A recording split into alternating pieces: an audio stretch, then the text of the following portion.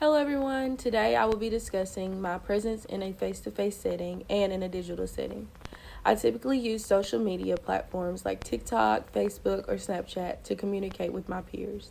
I find it much more relaxing to use them, and although I have to be mindful what I speak about, it is still a lot easier for me to communicate with people rather than having to speak to them in person.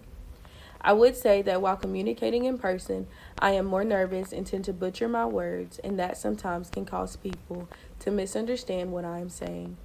When using digital communication, I am calmer and able to analyze my message before sending it to somebody. I tend to be more outspoken than I would be if I had to communicate face to face. My work is the perfect example of how I am when communicating.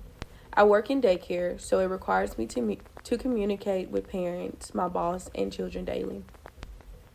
When speaking to a parent face to face, I tend to tense up and become a bit anxious, but when speaking to a parent via text, I am a lot calmer and more direct with my words, and our communication becomes a lot easier.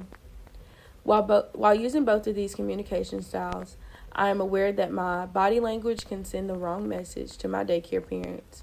I also like to give room for feedback, especially when it comes to an individual's child, and because they know their children best. So I like to listen and understand their point of view on everything to ensure the child is gaining what they need, while also meeting the needs and wants of the parent.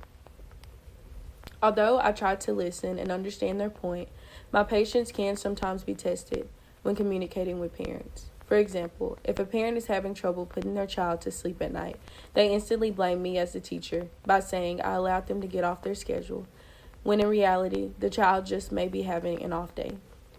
The way I handle situations like that is to hear what the parent is saying, engage with positive channels, while also staying firm and consistent to ensure that we come to a common understanding of what we can do to fix the problem. There's always room for improvement, and hopefully, this class helps with that. In the next month, I would like to be more aware when communicating and gaining the confidence to speak more clearly and be able to walk away from a face to face conversation knowing that I got my point across and there's no confusion left behind. I would also like to be able to block out the noises that I hear in my mind when being face to face with someone, because a lot of the time that is the reason my anxiety flares during conversation and it causes a communication barrier between the individual and me. A way I could record my progress is maybe through a TikTok.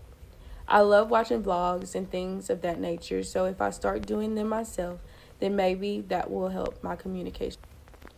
I'm really excited about being in this class, and I hope that I learn all the necessary skills I need to enhance my speech.